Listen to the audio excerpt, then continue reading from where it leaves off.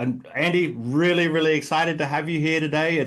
We've touched base before and had a lovely conversation. So I'm sure we're going to have another fun conversation today. And there's some really big topics that we're going to be touching on, but also we're going to roll with the conversation a bit. So just a little bit of a background about Andy for everybody. So Andy has been a practicing Buddhist for over 50 years, like longer than way longer than me. So he's even though I've got the garb on, he's way more experienced than me.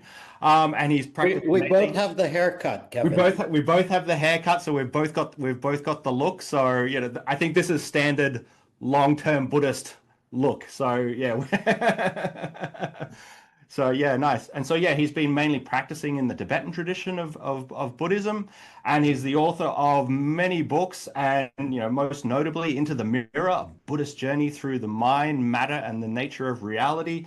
Great book to pick up on and look into. So yeah, Andy, welcome here. We're very happy to have you here at M3CS and part of this session. So I wanted to start off by just going, well, you've been practicing Buddhism for over 50 years. So essentially, like, if you could tell us a little bit about your journey, but actually what I think is more interesting is like what's kept you practicing and being in this scene for over 50 years? What are some of the things that hold you? What are the things that inspire you? So yeah, love to hear a little bit about you in that way. Okay, well, I'll start by just a very brief background.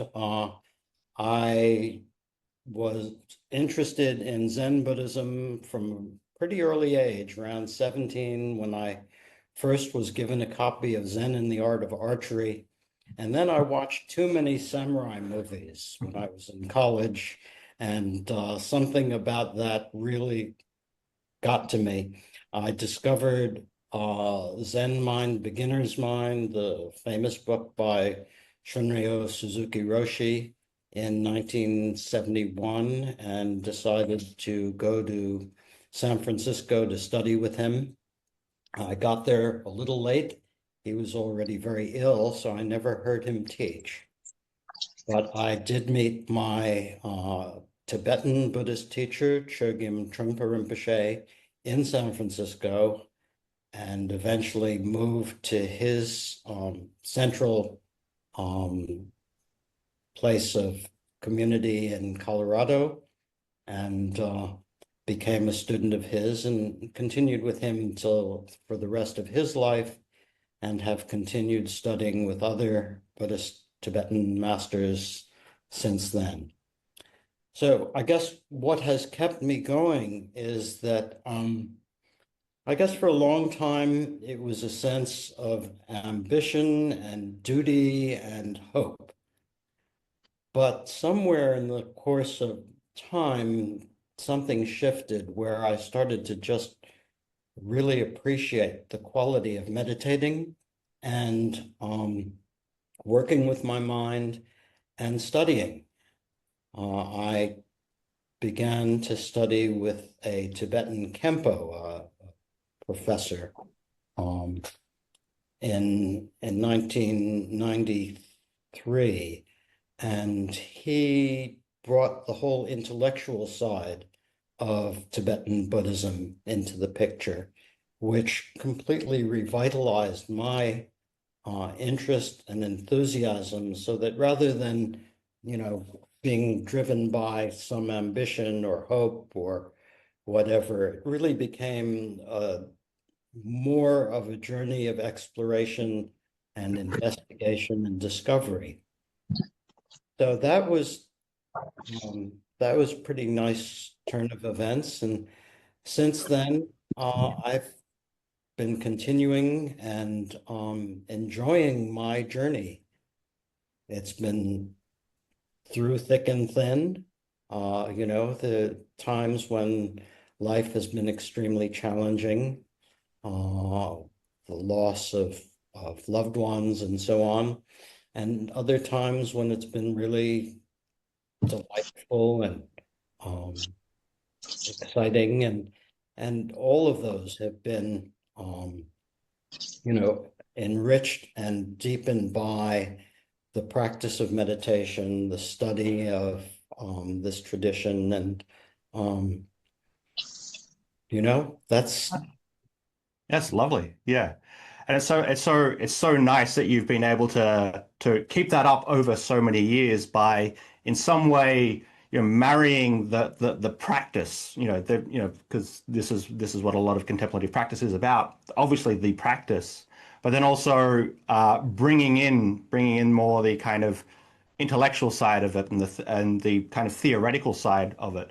And so just before we're obviously going to talk about the mind and the brain today, but just before we like jump into that, do you have any reflections on how we maybe, yeah, keep these two things in balance, the practice, but then also, a deep intellectual inquiry into that? Because I think a lot of people are interested in, obviously one thing is Buddhism, but also contemplative practices and the inner world to some way as well.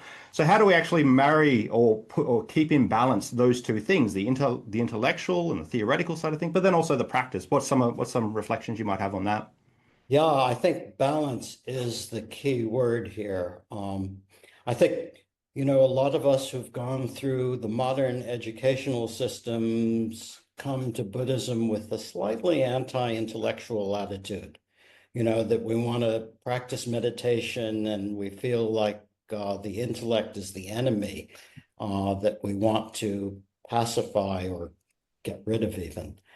And that's a pretty common feeling that my mental activity is what's driving me crazy, and I want to learn to meditate to calm it down and quiet it.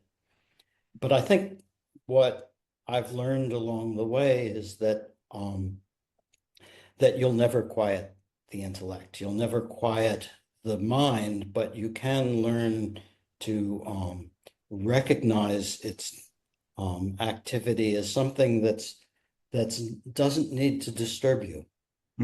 That the disturbing quality of the mind has to do with our struggle with it and our trying to change it. And there's a way of practicing with the mind that you really make friends with yourself. You make friends with the activity. You realize that it doesn't have to obstruct your sense of spaciousness. I can definitely resonate with that, because for me as well, that's been something that's been incredibly helpful for me throughout the course of my practice of being able to be curious and to find new things out, but then also that pursuit in way that actually comes to the inner world, I think, as well, where it's like you actually start to become more curious and about your own mind as well. Yeah. So I think I really resonate with that how we can put these things together. And so Just to add one thought to yeah. that, we could be accused of false advertising, because when we talk about developing peace through meditation, the implication is that we'll get rid of all the things that make us unpeaceful, rather than the actual case, which is that we make peace with all the things that have been troubling us. So I think truth in advertising demands that we say, the peace that you get doesn't mean that you'll get rid of stuff. It means you'll change your relationship to it. Yeah. Yeah, no, yeah, really, that's very, very true. It's like there's so much stuff I haven't got rid of in a long time, and I'm sure you're probably the same with that. So you've touched on this term a few times of the mind, and that's what we're going to be discussing today. And the mind or the brain, which one is it? I thought I'd just maybe start off by letting you explain what you think the mind actually is, and how might that be different from the brain? Okay. Easy question. It's Yeah, I can. sure you'll get it in a few seconds. Well, I think we came up with the mind versus brain title for this because a lot of people today think of themselves as their brain, and that the brain is the dominant cause of all their mental activity. But that goes along with the current state of materialism in the culture, and seems to attribute all our happiness and suffering to material phenomenon one way or another. The reductionist view that everything can be reduced to physical things. And one of the things that we see in Buddhist practice is that you don't really have any direct experience of something that seems like a brain. You have direct experience of sights and sounds, thoughts, emotions, feelings, all of those kinds of things. But the brain is something that you conceive of, that you have a model for, a mental model of, but that isn't actually a factor in the practice, or something that when you investigate, you find anything. So, for example, you might tell some practitioner, well, look to see where your thoughts come from. Do they come from your brain? Do they come from outer space? Are they inside? All of those kinds of investigations that we might do will show us that there's nothing corresponding to our model of a brain that we can experience. Now, we can experience other people's brains. If someone performs surgery on another person and reveals this lump of gray matter, then we can have some experience of something we'd call the brain. But in terms of our own experience, we experience our mind. And all the things that appear in the mind, the sensory objects and the mental objects, are all cognition. So from my perspective, the primary feature of our experience is the mind. It has a primacy that material stuff doesn't have. We're always thinking that we're surrounded and made up of material stuff. But when we look really closely, all we find is that experience, not the material stuff itself. And then we have models for all these things. We have models of how the brain works, how vision works, how the material world works. But these are scientific models, they're conceptual models, and they're very helpful. But sometimes, we talk about the difference between the map and the terrain. If you're driving and you have a Google map up, it's going to tell you where to turn and so on. But if you're only looking at the map, it's probably not going to go very well on your journey. You actually need the terrain, and the terrain is primary. The map is a tool that's useful. And these scientific models of brain and how phenomena work are very useful, and if they're well constructed, they can be very helpful. But the primary factor is the mind. And so that's great that you kind of make that distinction. And I think I sort of have to highlight something that you said. Obviously, the biological, the material kind of thing, having understanding about these things is very, very useful. It's incredibly useful for so many different things. But so what you're saying is that we should also pay the same amount of attention to the mind. And if that's the case, what does paying more attention to the mind, and maybe we could even call that, you could say, like subjective experience, a first person subjective experience. What's the kind of what kind of benefit do we get from paying a lot more attention to that?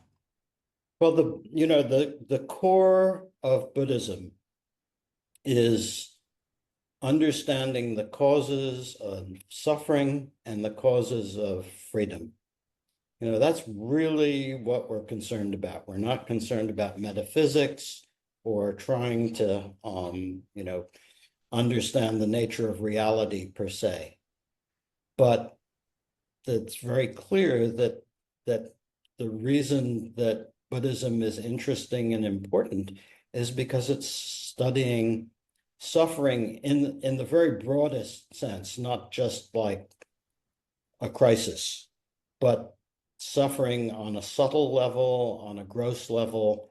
All of the anxiety and dissatisfaction that we experience arises from causes. And the Buddha and his followers teach how that arises and how you can find liberation from it. That's the whole ball game, really. So, what are the actual causes of suffering and freedom from suffering? They're experiential. They're not material. So, you might think, okay, I'm suffering because I don't have enough money in my bank account. And sure, that can be a source of anxiety, but it's the anxiety that's the actual suffering. And how we work with our mind and how we work with that anxiety is a mental phenomena. We talk about in our tradition 3 kinds of training: training in meditation, training in knowledge or wisdom or insight, and training in ethical conduct. And all of these have to do with our minds. And none of them particularly have to do with the brain. Now, you can affect the brain by ingesting various substances or whatever, hitting yourself in the head. But really, the causes of suffering and the cessation of suffering come down to the mental life that you lead. So I think, from a Buddhist perspective, this is what we care about. Nice, nice. And I've been waiting all day to make this in joke. I'm going to play Mara's advocate. Anybody that knows about Buddhism will get that joke, and I'm just going to leave it on the table for that. It's like the devil's advocate just for everybody to know. So one thing we could sort of maybe say though, so what you're saying is that this way of relating to our experiencing and seeing some of the causes and conditioning and the effects that are coming about through maybe things that are happening in our experience. This is something that might be causing us some kind of suffering in some kind of way. And if we can look at our experience in this way, then we're going to be able to see the causes. We're going to be able to become free of those causes. Now, we just to play Mara's advocate here, so we could also maybe make that point from a materialist perspective or a biological perspective. There's obviously many kinds of suffering that we have that is alleviated through medicine, alleviated through trying to find ways of our cognition, different kinds of therapies that actually maybe help us be relieved from suffering in some kind of way. So what's the difference there between that kind of relief of suffering from a more materialist perspective or a biological perspective and the kind of release from suffering from more this subjective experience or mind-based perspective? So I think it's important to distinguish between pain and suffering. Pain is probably unavoidable in this lifetime, and Buddhism is not saying that we can relieve all pain. But in addition to pain, there's all the mental phenomena of traditionally, there are 8 types. There's the suffering of birth, old age, sickness, and death, not getting what you want, getting what you don't want, not being able to hold on to what you have, and then the most subtle one, which is the suffering of conditioned existence, which is kind of that ongoing sense of being slightly ill at ease, that you're continually being driven into the next moment. So the suffering that Buddhism offers relief from is mental suffering. Mm. The suffering that's caused by chemical imbalances or poverty or whatever external, so-called external material phenomena there are things that Buddhism is not really going to address. So sure, there are things. I am a great fan of modern medicine. And We all are, yeah. and you know, the idea of living at a time before there were antibiotics and vaccines and germ theory, the three things that have doubled the human lifespan in the last 100 years. The thought of living without those or anesthesia or so on, I mean, these are huge. These are huge positive impacts on humanity. Buddhism can't take any credit for any of those. But the fear and anxiety we have in our lives, the hopefulness, the unfulfilledness, those are the things that that we're talking about here. And you know, certainly talk therapies can be helpful, and chemical therapies might be helpful, although their track record is not great. But you know, we're talking, I guess, from a Buddhist perspective, what we'd ideally like to be talking about is liberation, freedom from the kinds of psychological pain that we continually seem to experience. Yeah, that's fantastic. And that actually resonates with something that I try to emphasize to a lot of people. And I think it's commensurate with what you're saying, is that in some way they're doing different jobs. Yeah. These two disciplines, they're doing very, very different jobs. Again, a kind of materialist science is looking to understand the world in a particular kind of way, and even our psychological and subjective experience, looking at it to try to explain it in a particular kind of way. And you could say maybe like contemplative practices and Buddhism, there's a little bit of an overlap, but a lot of times it is doing something very, very different to that. So with that kind of understanding, what do you think the two can learn from each other? How do you think the two can interact? Can science learn something from contemplative practices or Buddhism? But likewise, can contemplative practices and Buddhism learn something from the kind of scientific understanding of the world? And how could they sort of support each other? It's interesting that you use the term materialist science, Hmm, because science doesn't have to be materialist, true. you know, Hmm, but it is. hmm, It seems to fall to that side because science has been so successful in manipulating and predicting things in the physical or material world. People get the feeling that, wow, science must know everything because it's so powerful. But the materialism that comes with that is, I think, deeply problematic.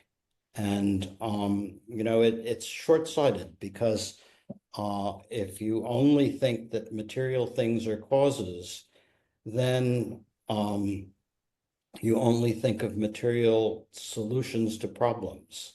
And most of our problems, or many of our problems at least, are not material. They're how we work with our experience. So I think what Buddhism can learn from science is a real respect for the natural world, a real respect for how human intellect is capable of developing this incredible understanding and insight into how things work. Those things that Buddhism could really be enriched by. And I think science could be really enriched by more respect for the mind as a causal factor in our reality. Nice, nice. So I'd like to ask like a kind of something that you think what might be useful for the people that are tuning in here is like, so I'm sure you've come across a lot of people like this throughout your teaching career, like people that come to you and say, well, like I really want to follow a kind of spiritual path, but there's this understanding from the world of the scientific understanding in the world. These two things seem to be incommensurate in some kind of way. Or likewise, if I'm a scientist, it's like I can't really go into sit in a cave for the whole time and let the birds fall on my shoulders, all these kinds of things. So, do you have any kind of like practical advice for somebody that's maybe like struggling with the tension between science and spirituality? And what would that kind of practical advice be? Uh, I'm only laughing because that tension I think is there are a lot of things you could look at in the various Buddhist religious practices and traditions that you could say, oh, that's kind of spiritual weird stuff that I don't want to get involved in that woo-woo kind of thing. But I think the core of Buddhist practice is very accessible. MBSR has shown us how the sitting practice of meditation can be accessible in all sorts of worldviews. And the other components of Buddhism, the intellectual work, the study and insight that can bring is being presented in the modern world in ways that I think are highly commensurate with a scientific worldview, as long as it's not a materialistic scientific worldview. And the materialism I regard as an extra. It's not core to the scientific endeavor. And then ethical conduct. Ethical conduct is something that doesn't require any particular spiritual background, but is sets of practices of how to be with others in the world, respecting them and appreciating them and trying to be helpful to them, which, you could take a very cynical point of view and say, oh, none of that's really worth doing. But I think just purely in a humanistic way, we know that when we focus too much on ourselves, we suffer. And when we focus more on others and helping them, we feel better about ourselves. So I think that, you can say that there's some contradictions between science and Buddhism. And particularly if you look at some of the traditional texts that reflect cultures that pre-scientific cultures, then you find in the Tibetan tradition flat earth centered around Mount Meru and all of this stuff that I don't have any need for. But I think I'm from an even older tradition, and we've got some wacky stuff in there as well. Yeah, So you're going to put that on the table. Yeah, exactly. But I think when we're talking with people in the modern world as people in the modern world, I think we can put those things to one side and say, what the tradition is offering in terms of insight, in terms of practice, in terms of ethics, is extremely useful and profound. And we're still finding our way in the modern world. The Buddhist traditions have been introduced in the modern world for what, under 100 years, basically. So I think it's going to be a while before we have Buddhist presentations that are quite modern. Hmm. and hopefully continue to be equally profound. Hmm. Um, It's something I'm quite, just personally I'm quite interested in, as you said, like Buddhism coming into the modern world, and how a new understanding of Buddhism is starting to form because of that. When you look any any kind of religion throughout the centuries, when it moves to different cultures, it subtly changes in different ways, and we're going through that in a kind of Western context now, and so these subtle changes that are happening and a kind of new understanding that fits with a particular kind of culture is, for me, it's really, really interesting to watch and to be open to as well. It's like, well, this is great. This is a great way to understand some of these teachings, put them into practice, make them applicable for people's lives. So I'm for me, it's quite exciting. So, yeah, I am actually obsessed with this question and right, yeah. have been for perhaps 20 years, that Mm, how we can present the depth of our tradition in ways that are completely accessible to contemporary people. mm, And the profundity of the Buddhist tradition, particularly the Mahayana, with its emphasis on emptiness and luminosity and mm, compassion. Um, that's pretty profound stuff. It's not something that we can easily uh, enter into. mm. But if we can find ways to continue to present that in a context that is not flavored by a lot of pre-scientific culture, I think that's going to be the winning combination. Mm. But I also think as well, like we put our own flavors into it now. We also can't ignore the fact that we're putting our own kinds of flavors into the mix. Yeah. So in some way, the way our current culture interacts with these things, it's shaping it in a particular kind of way.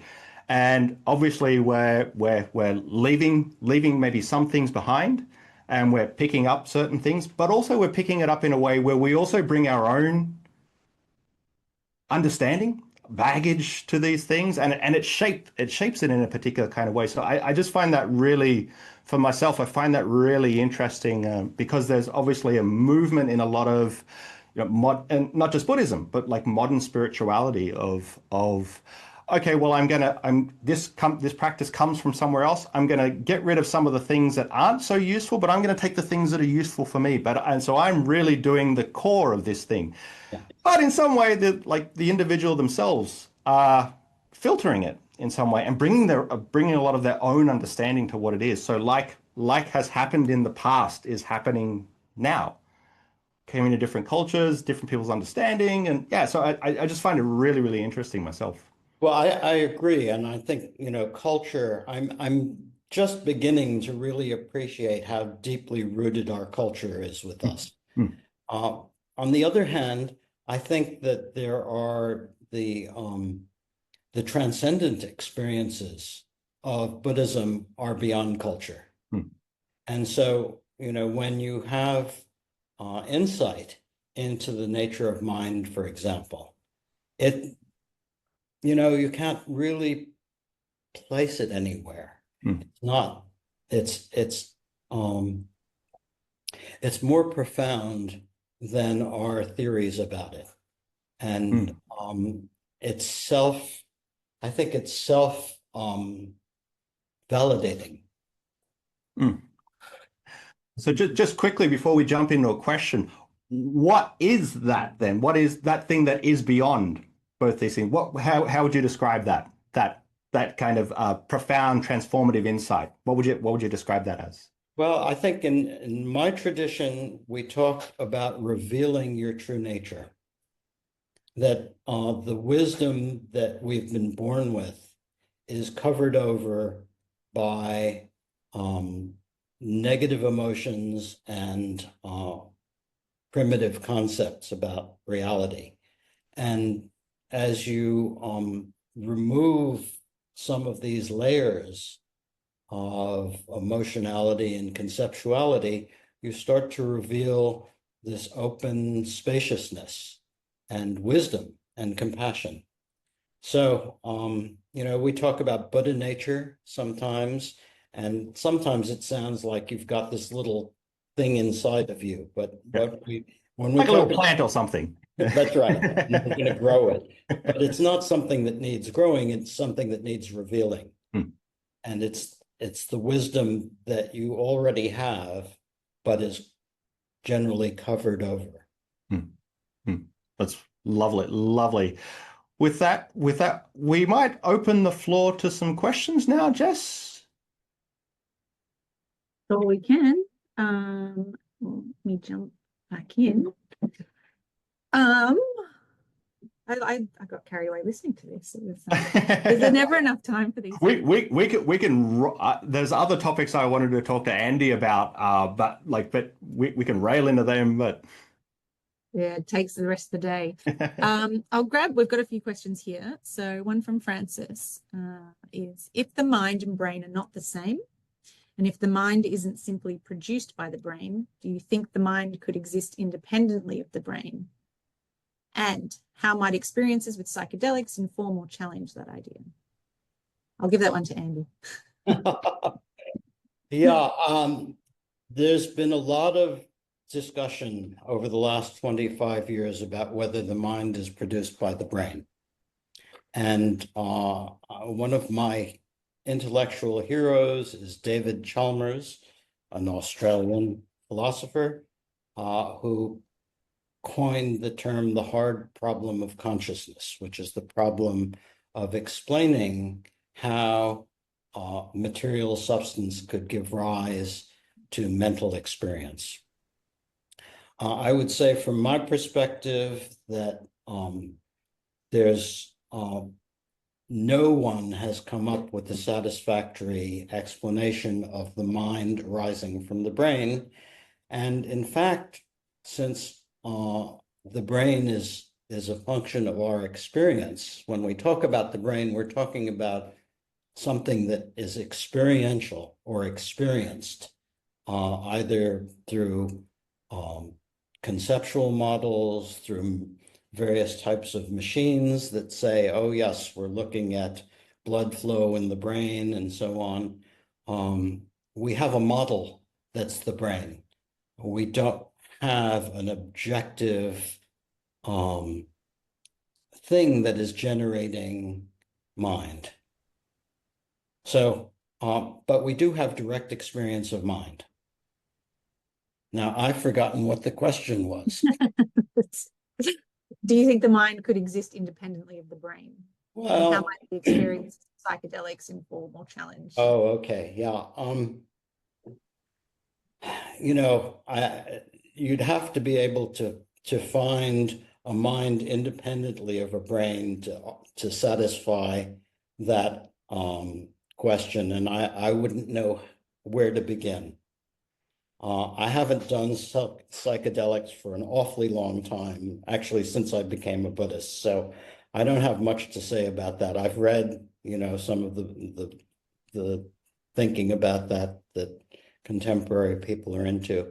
But for me, the practice of meditation is such a profound vehicle for exploring the mind, and I'm pretty satisfied with that.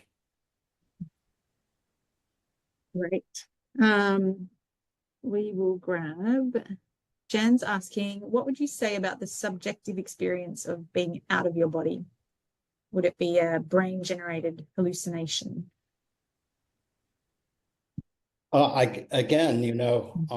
Brain-generated means that you have some contact with the brain, and that means the body. And since we're coming at it from the perspective of an out-of-body experience, in other words, it's an experience. Experience, by definition, is the mind.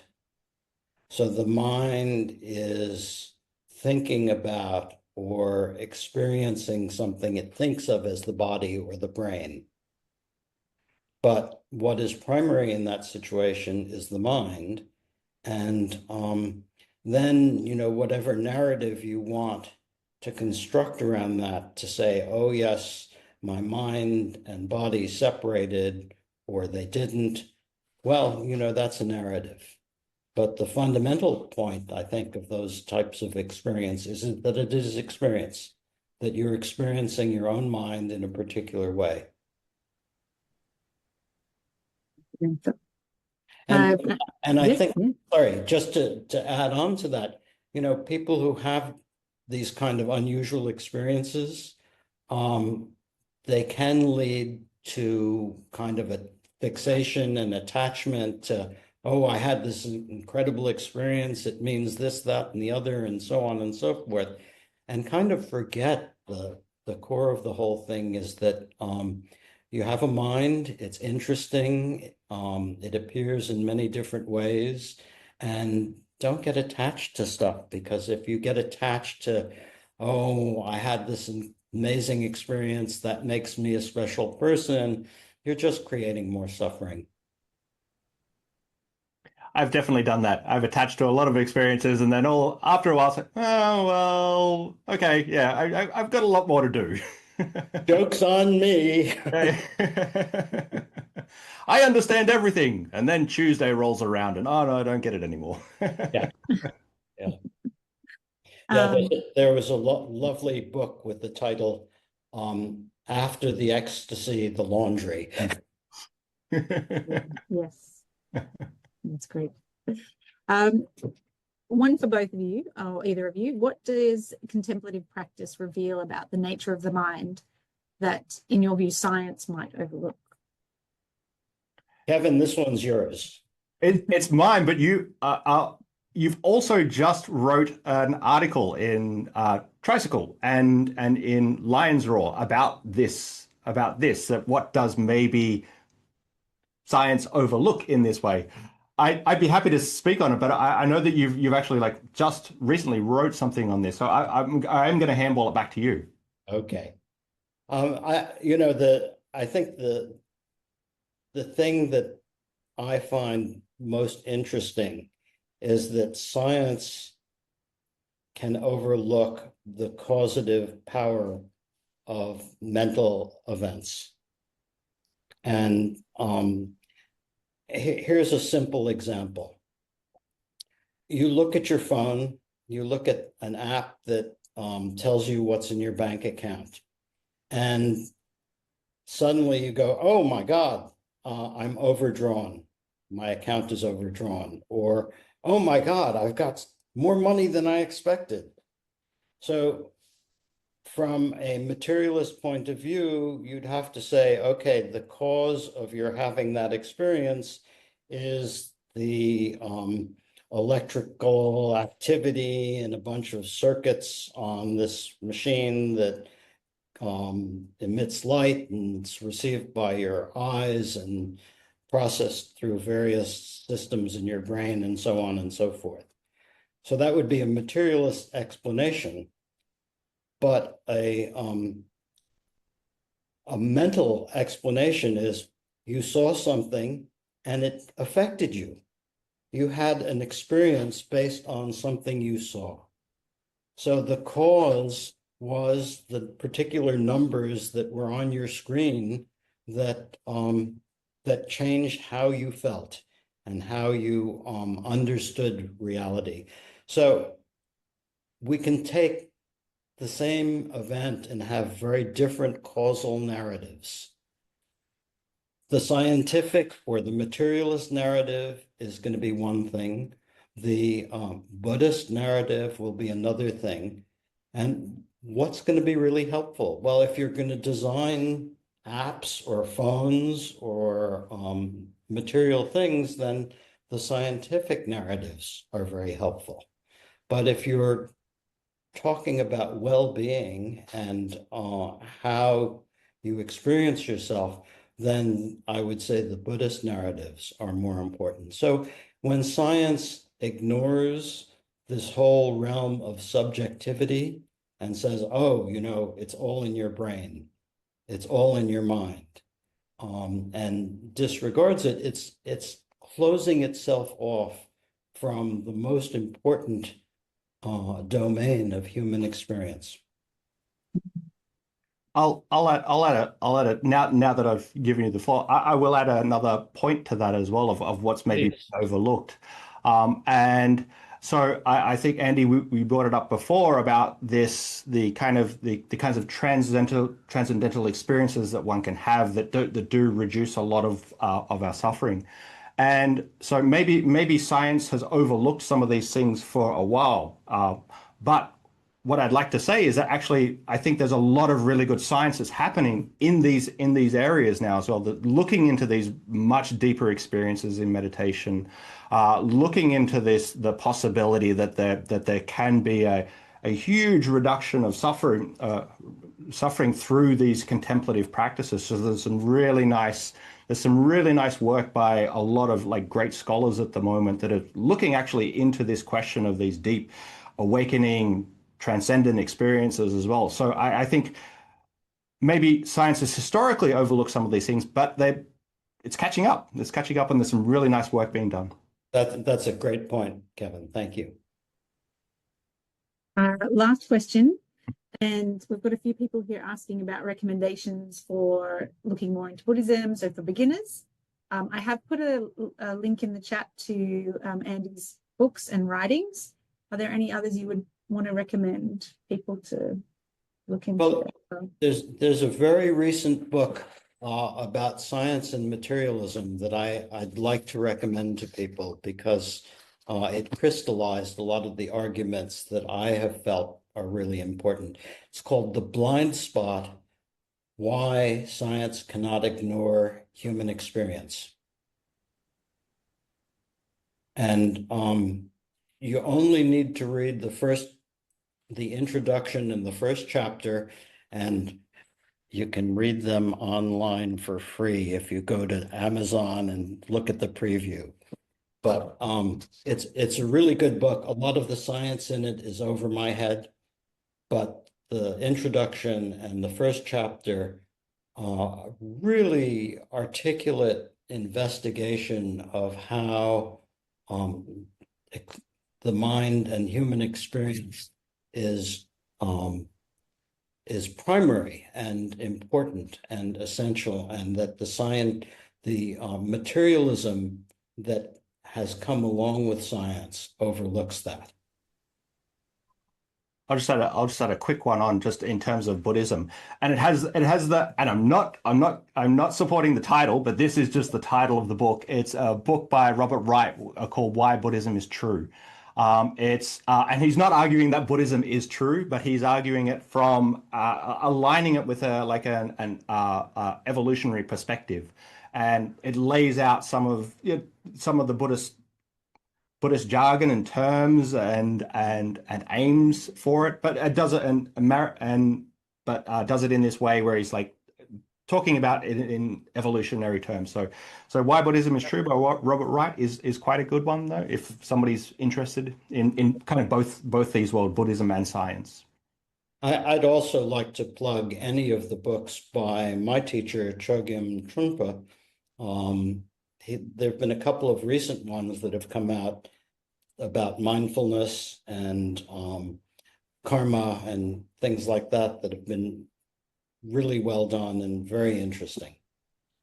Thank you so much, Andy, for your time, and Kevin for hopping in the hot seat, well, the Craig seat. Our next seminar is in June, Thursday 5th. We'll be having Kathy Freeman join us. So for those of you that know Kathy, Australian Olympian, it'll be another great, exciting chat. And I think that's it from us till next time. Thank you both so much for your time, and thank you to our audience as well. Thanks, Andy. Thank you, Kevin. No, thank you as well, and it's been wonderful talking to you. Thanks, Jeff, as well. Okay. Bye. Bye, everyone.